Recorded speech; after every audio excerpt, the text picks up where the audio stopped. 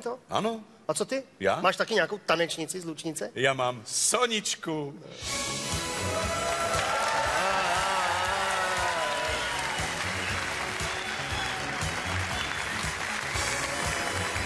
No. Ďakujeme, Sonička.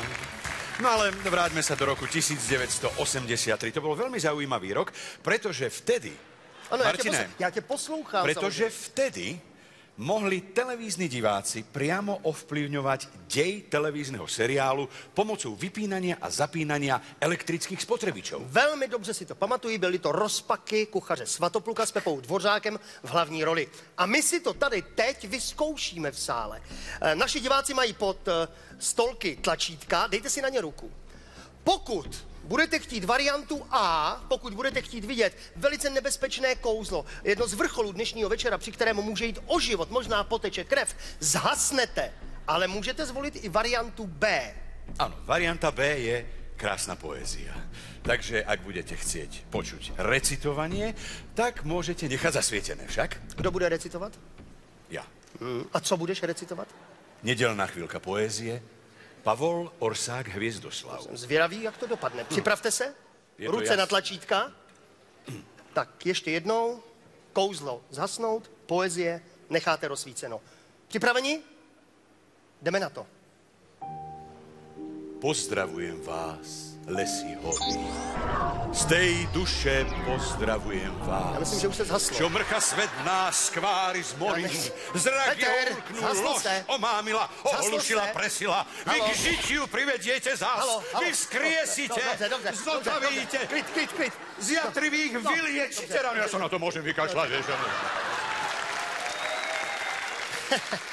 Nedá se nic dělat.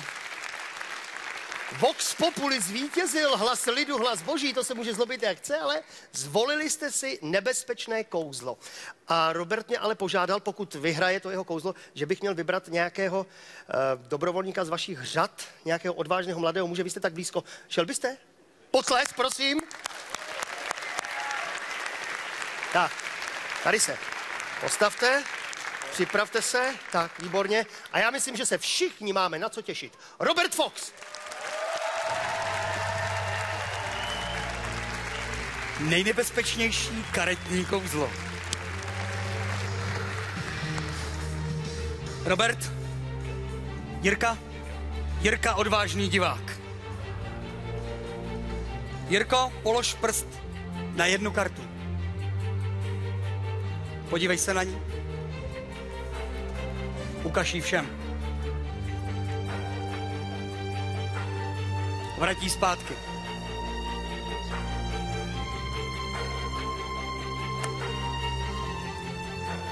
Jirko, tlačítko smrti aktivuje hodiny smrti a ty spustí mou bombu smrti.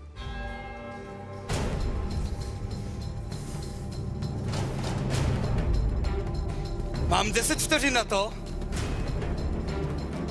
abych deaktivoval bombu a našel tvou kartu. Prašti na ten saplík. Až řeknu 3. Raz. 2. Do prdele! Je to tvoje karta! Je to tvoje karta!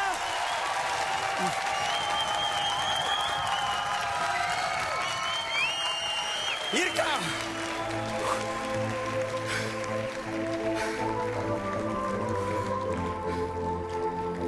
Ježiš, to je v pořádku, dámy. To je v pořádku. Ale zase tak v pořádku to není. Není to tak v pořádku, tady mě trošku bíhá.